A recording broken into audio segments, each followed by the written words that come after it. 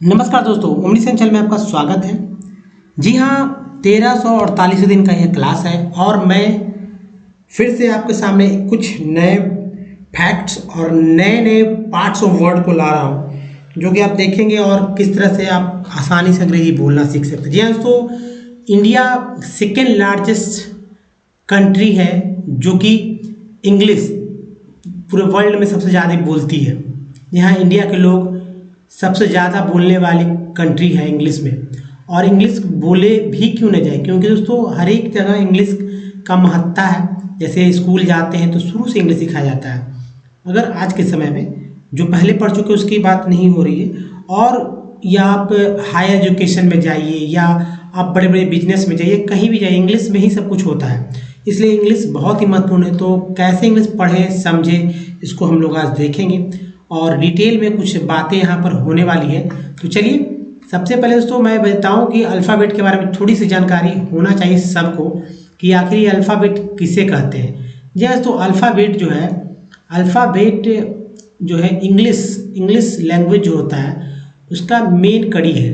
हर एक भाषा, जितनी भी भाषाएं होती हैं, सबका कुछ ना कुछ वर्णमाला होता है, यानी अपना जो है की होता है, की चाबी होता है, कुंजी होता है, जिसके थ्रू ही सब कुछ जो है बोला जा सकता है, पढ़ा जा सकता है। ऐसे में दोस्तों आपको अधिक से अधिक जो है अगर आपने अल्फ़ाबेट को अच्छे से नहीं किया है तो अल्फ़ाबेट को आप अच्छे से कर लें। देखिए, इंग्लिश में 26 लेटर होते हैं अल्फ़ाबेट के, और ये दो हिस्सों में है।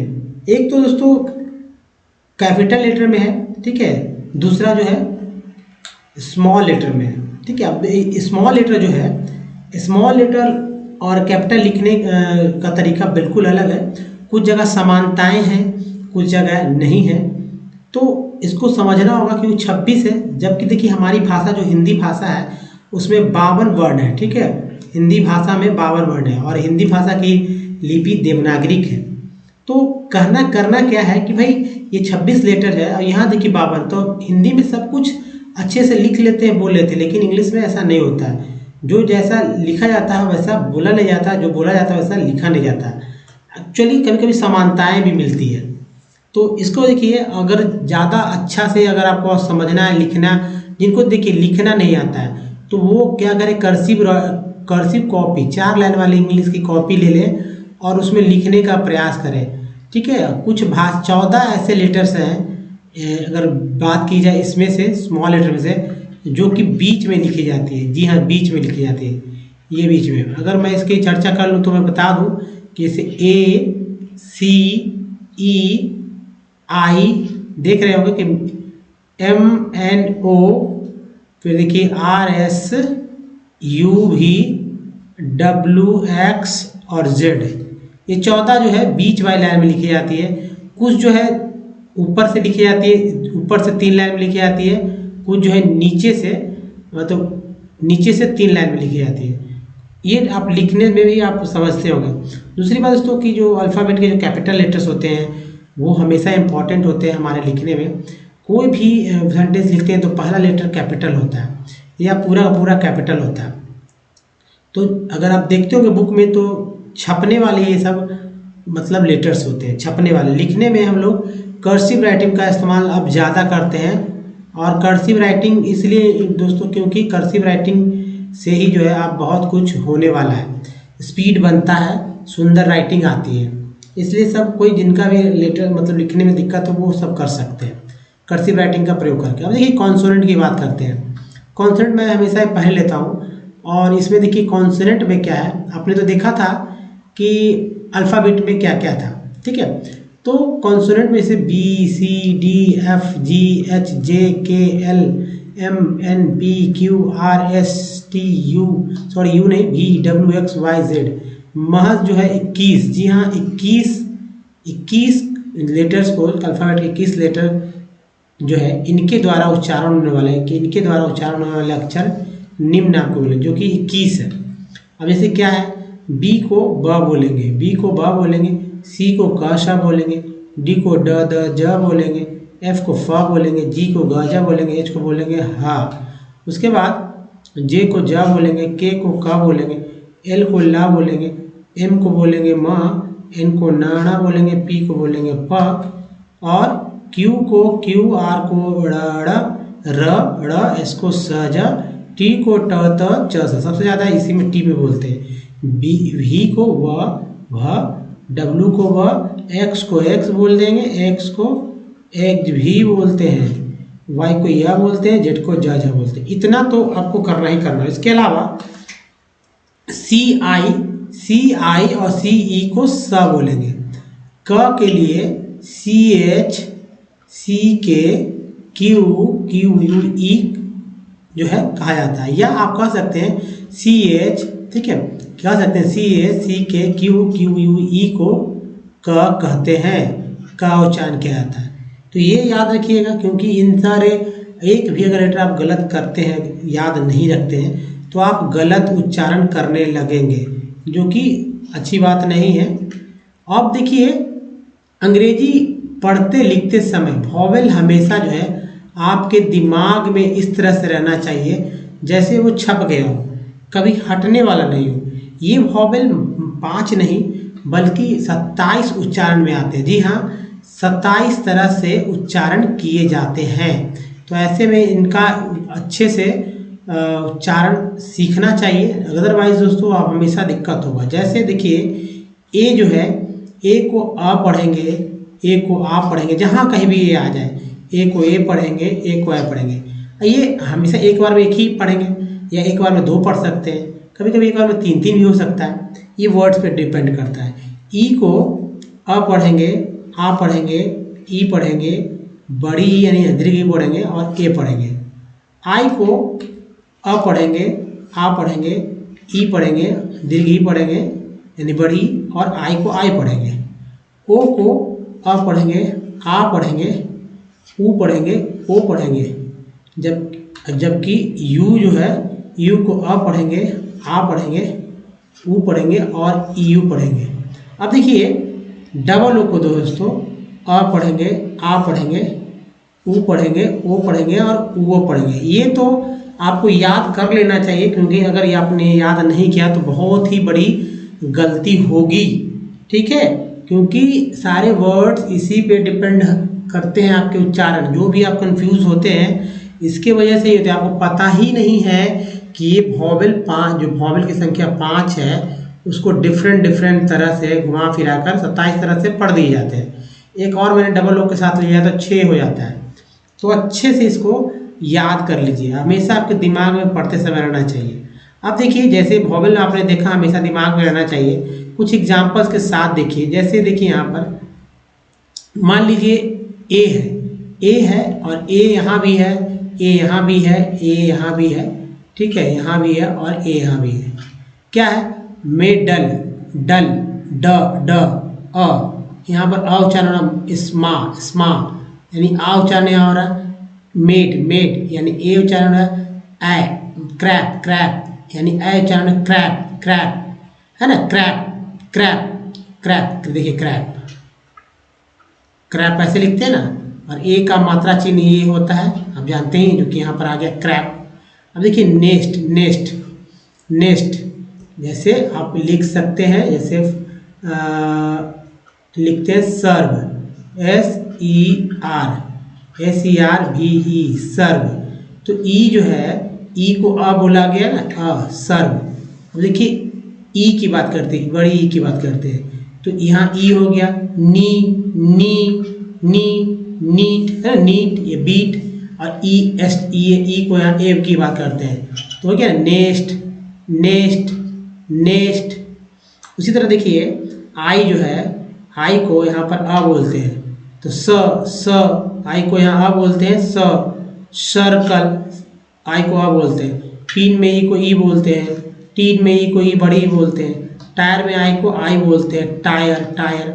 अब ओ देखिए, SON, सन, ओ को अ बोलते हैं, तो यहाँ ना सन, स जो कि अ के साथ जुड़ गया तो स हो गया। अबाउट में ओ को आ बोलते हैं, अबाउट। प्रूव में ओ को ऊ बोलते हैं, प्रूव। और टोन में ओ को ओ बोलते हैं, टोन। उसके बाद देखिए, SUN सन में यू को आ बोला गया, सन।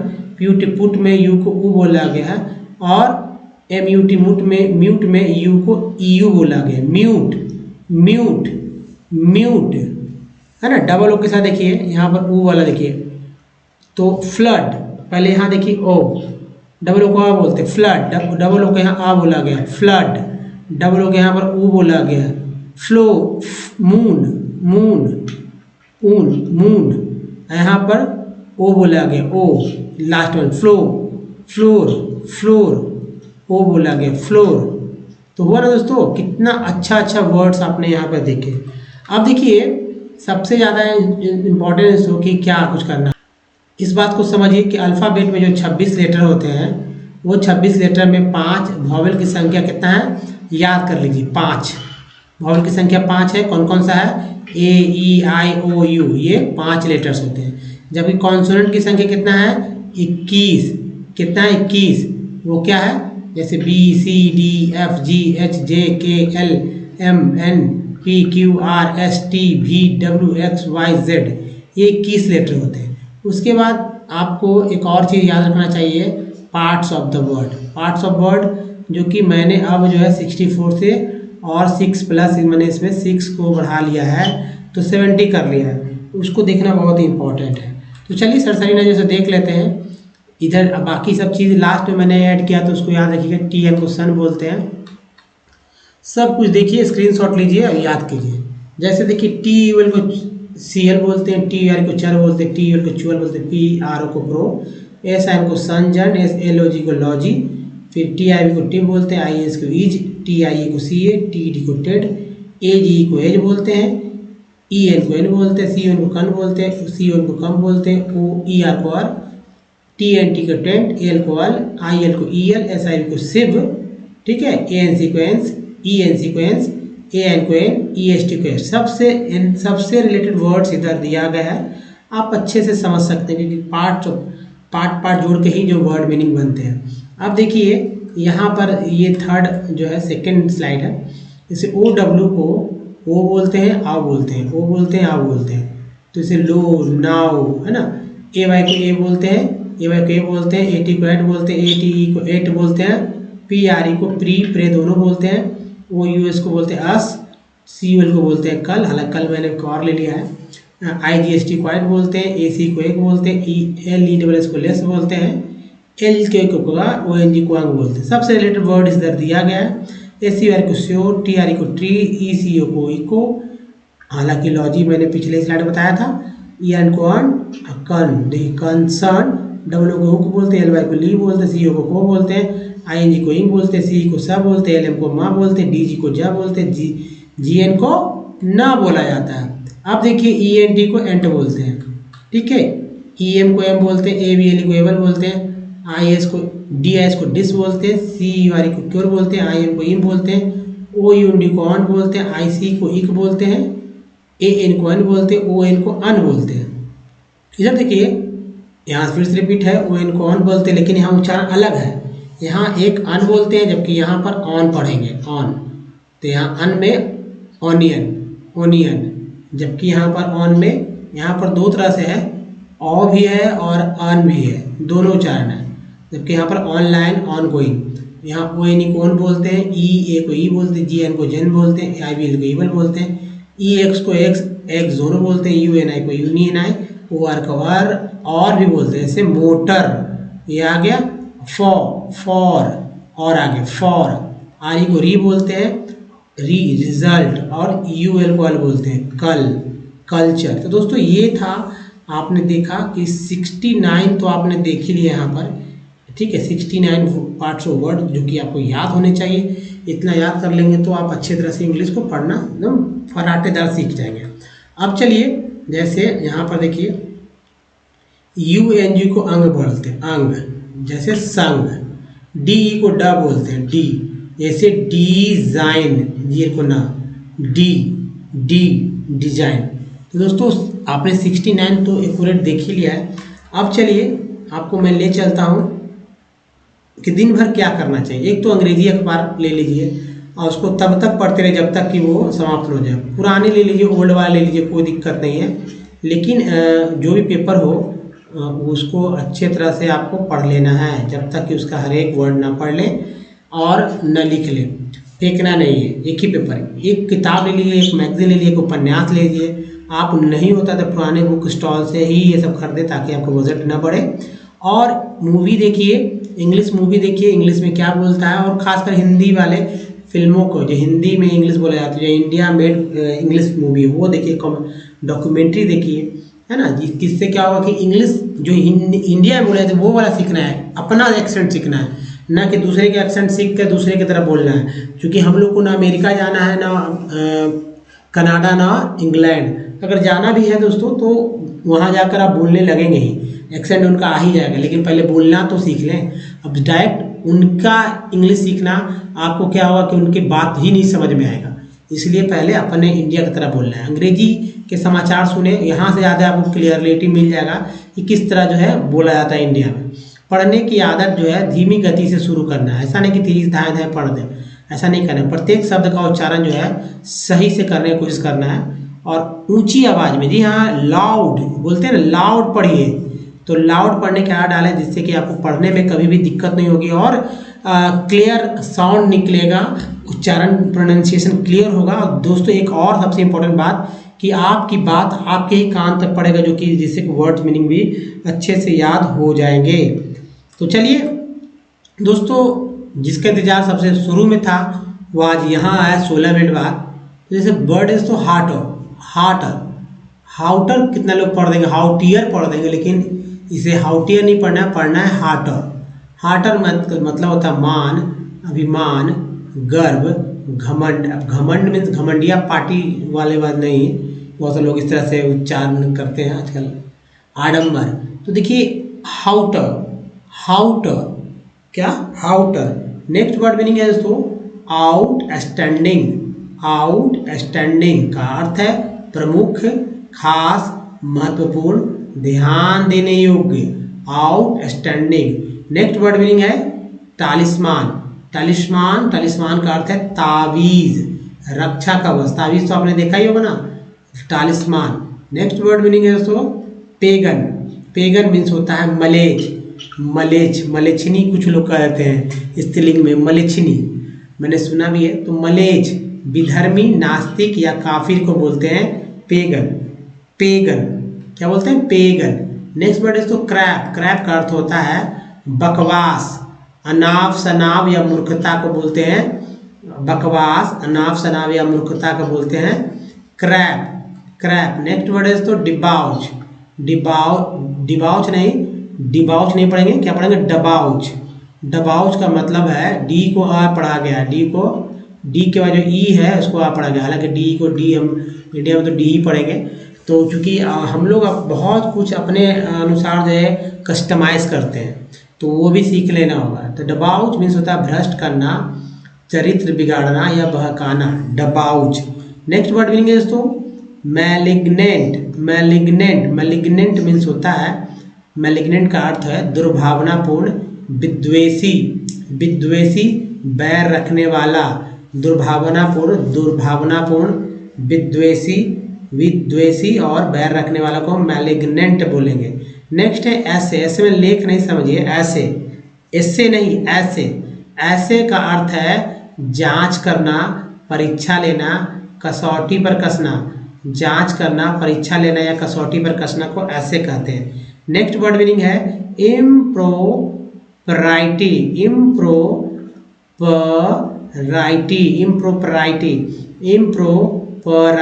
इम्प्रोपराइटी मीन्स अनौचित्य, अनौचित्यता। देखिए इम्प्रोपराइटी मीन्स अनौचित्यता, अशिष्टता, अनुचित, यहाँ से लिख लीजिए अनुचित व्यवहार, अनुचित व्यवहार। अगला वर्ड मीनिंग है दोस्तों रिपरकशन।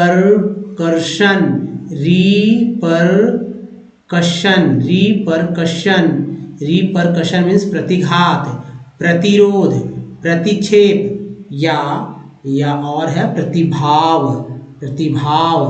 है ना। प्रतिघात, प्रतिरोध, प्रतिक्षेप और प्रतिभाव को बोलते हैं रिपरकशन। रिपरकशन मीन्स प्रतिघात, प्रतिरोध, प्रतिक्षेप, प्रतिभाव, रिपरकशन क्या बोलते हैं? रिपरकशन। अगला वर्ड मीनिंग देखिए दोस्तों है डिस, देखिए यहाँ से फिर से मैं बताऊँ, ये देखिए अच्छे से, डिसकम्फीटेड का अर्थ है बुरी तरह से परास्त, है ना, पराजित या हारा हुआ को डिसकम्फीटेड कहते हैं, डिसकम्फीटेड बुरी तरह से परास्त, पराजित या हारा हुआ को होते हैं। अगला वर्ड मीन्स तो कार्नल मीन्स होता है, कार्नल का मतलब शारीरिक, सांसारिक, संभोगी या कामी।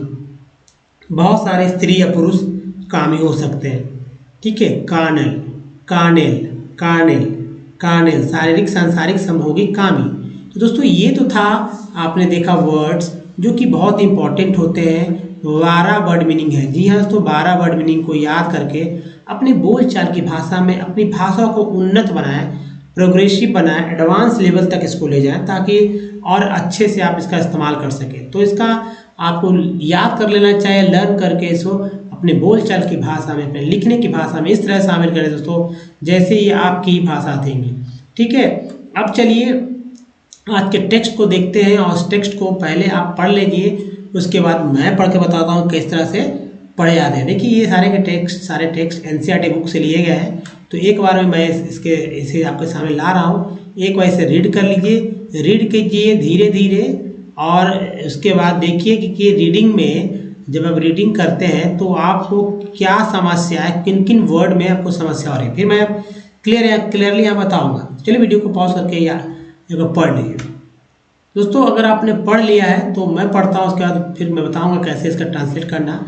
देखिए इट, इस नहीं पढ़ेंगे, इसको जा बोलते हैं, जा भी बोलते हैं इसको, मैंने शुरू में बताया था, इस कॉन्सोनेंट में इसको स जा दोनों बोलते हैं, जा बोला गया। इट इज देयर, आई को आई बोलते हैं, डी ई बड़ी है, ई ए को ई बोलते हैं, D ideas, no O W को ओ बोलते हैं, नो, आओ यहाँ उच्चारण हुआ आओ, नॉलेज, देखिए नॉलेज, ले डी जी को जा बोलते हैं, नॉलेज, ठीक है। Now KN W now, L को ली, ठीक है, डी जी को जा, नॉलेज। दोस्तों यहाँ से देखिए OW को आओ बोलते हैं, तभी तो नॉलेज हो गया। अब देखिए इन है, EN को एन बोलते हैं, भी के साथ रहा तो वेन हो गया, वेन, TN को सन बोलते हैं, इन्वेंशन। एंड डिस को आपने मैंने बताया था पार्ट्स ऑफ रीज, IS को ईज बोलते हैं, ऐसे भी यार को बोलते हैं, तो वरीज, discoveries that lead to the creation of more resources, each ये को ये बोलते हैं, each discovery और invention leads to many others. The discovery of fire led to the practice of cooking and other processes, while the invention of the well ultimately, एट है यहाँ देखिए, एम लगा तो मेट हो गया, एल बाई को बोलते हैं ली, अल भी तो मैंने पार्ट्स ऑफ वर्ड बताया ही ना, अल्टीमेटली री भी बताया मैंने, रिजल्ट, यहाँ देखिए अल आ गए, री इसको जा बोलते हैं, तो जा में अल हो गया जल, रिजल्ट टेड को पार्ट है ही, पार्ट्स ऑफ वर्ड, रिजल्टेड ई छूट गया है, तो in development of newer modes of transport, the technology to create hydroelectricity city has turn, you and को अर्न बोलते हैं ना, टी लगा टर्न हो गया, ईडी हो गया, turn energy, energy energy energy in fast flowing, flowing ईयर को टी लगा टर, water into, flowing water into an, देखिए यहाँ से energy in fast flowing water into an important resource, है ना दोस्तों, ऐसे पढ़िए। अब चलिए इसका ट्रांसलेट बहुत तेज़ी से मैं करता हूँ ताकि आप भी कुछ समझ सकें और आगे इसी तरह से कि जब भी कोई वर्ड्स पढ़े, सेंटेंस पढ़े तो आपको समझ में आए। तो दोस्तों आपको करना क्या है कि पहले जो भी गलतियाँ आपने की है उस गलती को दूर कर लीजिए और समझिए इसको पढ़ने के लिए। पहला देखिए सेंटेंस यहाँ पर जो है कंप्लीट हो रहा है दो लाइन के बाद। तो यहाँ है it is there ideas, knowledge, invention and discoveries that, यहाँ से देखिए सेंटेंस बदल गया, that lead to the creation of more resources. कहा जा रहा है कि यह उनके विचार, मतलब कि यह जो है उनके विचार, किनके विचार अब समझ में आ जाएगा, नॉलेज यानी कि ज्ञान और इन्वेंशन यानी कि आविष्कार या खोज है, ठीक है, जो कि अधिक संसाधनों के निर्माण की ओर ले जाते हैं। अब देखिए यहाँ ईच डिस्कवरी, प्रत्येक खोज जो है, डिस्कवरी मतलब प्रत्येक खोज या आविष्कार, leads to many others, leads to many other यानी कि प्रत्येक खोज या आविष्कार कई और खोजों की ओर ले जाता है ना। अब देखिए the discovery of fire led, जैसे कि आग की खोज से खाना पकाना, देखिए the discovery of fire led to the practice of cooking and other processes while the invention of the well ultimately resulted in development of newer modes of transport। कहा जा रहा है कि आग की खोज से खाना पकाने और अन्य प्रक्रिया का चलन जो है शुरू हुआ, जबकि पहिए, है ना, व्हील है कि इस तरह से डबल हो जाएगा, WHEEL, व्हील जो है यानी कि पहिए के आविष्कार के परिणाम स्वरूप अंततः परिवहन के नए साधनों का विकास हुआ। अब देखिए the technology of create hydroelectricity has turned energy in fast flowing water into an important resource. मतलब कि दोस्तों कि जो पनबिजली जो है, पानी की जो बिजली है बनाने की तकनीक ने तेजी से बहने वाली पानी में ऊर्जा को एक महत्वपूर्ण संसाधन में बदल दिया। तो दोस्तों ये कुछ खास बात था और आपको आज थोड़ा सा समय मैंने ज़्यादा लिया क्योंकि कुछ ज़्यादा ही टेक्स्ट मैंने इसमें ऐड किया था। दोस्तों इस वीडियो में यहीं तक। वीडियो अगर अच्छा लगा तो प्लीज़ एक लाइक तो बनता ही है, नए हैं तो चैनल को सब्सक्राइब करते जाइए, साथ ही दोस्तों बेल आइकन को हिट कीजिए आने वाले वीडियो के लिए और शेयर भी कीजिएगा। Don't miss the next video. Thanks for watching, धन्यवाद, थैंक्स।